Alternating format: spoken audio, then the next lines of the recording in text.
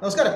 India പ്രതിരോധ ആയുധങ്ങൾ നിർമ്മിക്കുന്നതിൽ വൻ കുതിപ്പാണ് കഴിഞ്ഞ വർഷം നേടിയത്. ഏകദേശം $15 ബില്യൺ ആയുധങ്ങളാണ് തദ്ദേശീയമായി ഇന്ത്യ മഹാരാജ്യം വികസിപ്പിച്ചത്.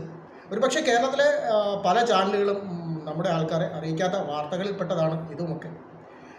കഴിഞ്ഞ വർഷങ്ങളിൽ, അതായത് ഈ മേക്ക് ഇൻ ഇന്ത്യ, നമ്മുടെ പ്രധാനമന്ത്രി ശ്രീ നരേന്ദ്രമോദിയുടെ സ്വപ്ന പദ്ധതിയായ മേക്ക് ഇൻ ഇന്ത്യയിലൂടെ തദ്ദേശീയമായി ആയുധങ്ങൾ, സേനയ്ക്കാവശ്യമുള്ള ആയുധങ്ങൾ വികസിപ്പിക്കുക, അതുവഴി നമ്മുടെ ഇറക്കുമതി ഉണ്ടാകുന്ന വൻ സാമ്പത്തിക നഷ്ടം നമുക്ക് നേടാൻ പറ്റും, നമുക്ക് തദ്ദേശീയമായി അവ വികസിക്കാൻ പറ്റുമെന്ന് അദ്ദേഹത്തിൻ്റെ ഒരു കാഴ്ചപ്പാടിലൂടെയാണ് ഇത് നേട്ടം സാധ്യമായത്.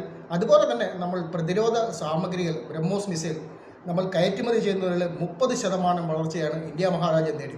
ഒരുപക്ഷെ നമ്മുടെ കേരളത്തിലെ പല മാധ്യമങ്ങളും ഇതൊന്നും കാണിക്കാറുണ്ടാവില്ല, അല്ലെങ്കിൽ മലയാളികളെ ഇതൊന്നും അറിയിക്കാറുണ്ടാവില്ല. ഏതായാലും പാഡ്രസ് കഫിലേക്ക് സ്വാഗതം. ചൂടുള്ള ചായക്കൊപ്പം ചൂടുള്ള വാർത്തയും. ഈ പ്രതിരോധ സേനയ്ക്ക് ആവശ്യമായ കലാഷ്നിക്കോവ് AK-203 കലാഷ്നിക്കോവ്, AK-47 കഴിഞ്ഞാൽ ഏറ്റവും കൂടുതൽ സൈന്യം ഉപയോഗിക്കുന്ന ഒരു ഗണ്ണാണിത്.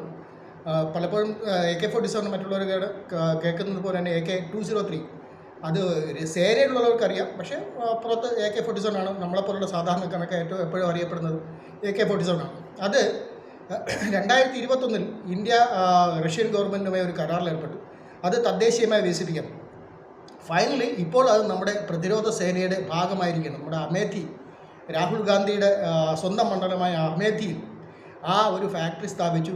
പഴയ സ്മൃതി ഇറാനി, അവർ തോറ്റുപോയി, എന്നാലും അവരുടെ തെരഞ്ഞെടുപ്പ് വാഗ്ദാനങ്ങളിൽ പെട്ടതായിരുന്നു ഈ ഒരു ഫാക്ടറി സ്ഥാപിക്കുക എന്നുള്ളത്. അതവർ സ്ഥാപിച്ചു. അവിടെ കലാഷ്നിക്കോവ് സ്വന്തമായിട്ട് ഉൽപ്പാദിപ്പിക്കുന്നു. ഇന്ത്യ അവിടെ ഉൽപ്പാദിപ്പിക്കുന്ന AK-203 അത് സൈന്യത്തിൻ്റെ ഭാഗമാവുകയും ചെയ്തു. അതുപോലെ തന്നെയാണ് നമ്മുടെ പ്രതിരോധ ആയുധങ്ങൾ നിർമ്മിക്കുന്നതിൽ അത് ഇത്രയും നാൾ നമ്മുടെ പ്രതിരോധ മന്ത്രാലയം തന്നെയാണ് അത് നിർമ്മിച്ചിരുന്നത്.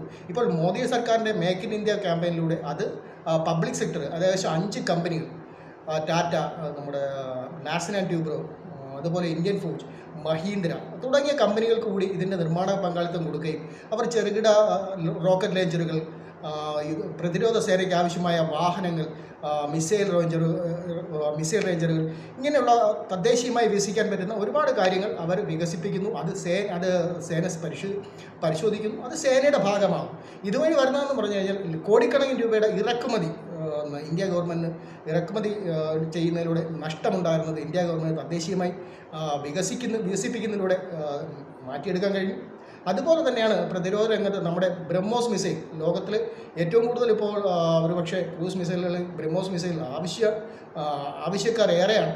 നമ്മൾ first assignment, India government first assignment ഫിലിപ്പീൻസിന് വേണ്ടി നിർമ്മിച്ചു കൊടുത്തു കഴിഞ്ഞാൽ ഒരു ഫസ്റ്റ് അസൈൻമെൻറ്റ് കൈമാറി എന്നാണ് പറയുന്നത്. അങ്ങനെ നമ്മുടെ പ്രതിരോധ സേന ഒരുപാട് നമ്മുടെ സേനയിൽ, അല്ലെങ്കിൽ മേക്ക് ഇൻ ഇന്ത്യ ക്യാമ്പയിനിലൂടെ രാജ്യത്തെ ഒരുപാട് മുന്നോട്ട് നയിക്കുകയാണ് നമ്മുടെ പ്രധാനമന്ത്രി, അല്ലെങ്കിൽ അദ്ദേഹത്തിൻ്റെ ദീർഘവീക്ഷണം.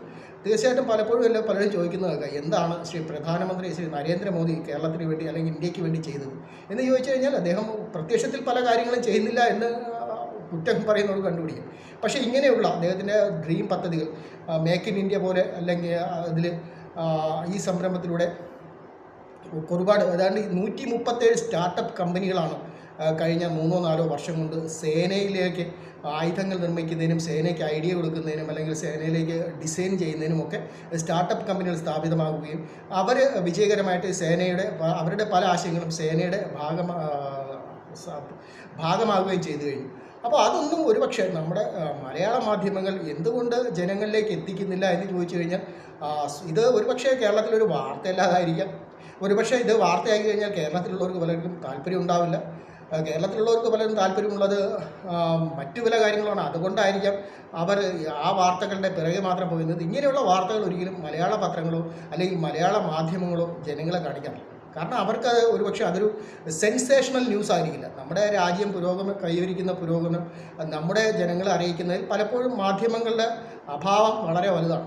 അപ്പോൾ ചെറിയ ഓൺലൈൻ മീഡിയാസ്, ഉദാഹരണത്തിന് ഇപ്പോൾ ഈ വാർത്ത റിപ്പോർട്ട് ചെയ്യുന്ന ഈ ഫസ്റ്റ് പ്രിൻറ്റ്, പാൽക്കി ശർമ്മ എന്ന് പറയുന്ന ഒരു ഭയങ്കര വലിയൊരു ജേർണലിസ്റ്റാണ്. ഒരു ന്യൂസ് ഫസ്റ്റ് പോസ്റ്റ് ആണ് ആ ചാനലിൻ്റെ പേര്. അപ്പോൾ അങ്ങനെയുള്ള വാർത്തകൾ നമുക്ക് കാണാനും നമ്മുടെ എന്താ പറയുക, രാജ്യമൊരു മാറ്റത്തിൻ്റെ പാതയിലാണെന്ന് തിരിച്ചറിയാൻ ഒരുപക്ഷെ ഇങ്ങനെയുള്ള ചെറിയ ന്യൂസ് ചാനലുകൾക്ക് കഴിയും. അതുപോലെ തന്നെ അവരുടെ വാർത്തകൾ കാണുമ്പോൾ നമുക്ക് തോന്നും ഒരുപക്ഷെ ഇതൊക്കെ ശരിയാണോ, അല്ലെങ്കിൽ ഞാൻ ഒരാൾ പറയുന്നത് ഇതൊക്കെ ശരിയാണോ തെറ്റാണോ എന്ന് പരിശോധിക്കാൻ ഇന്നത്തെ കാലത്ത് ഏറ്റവും കൂടുതൽ സംവിധാനമുള്ള കാലമാണ്.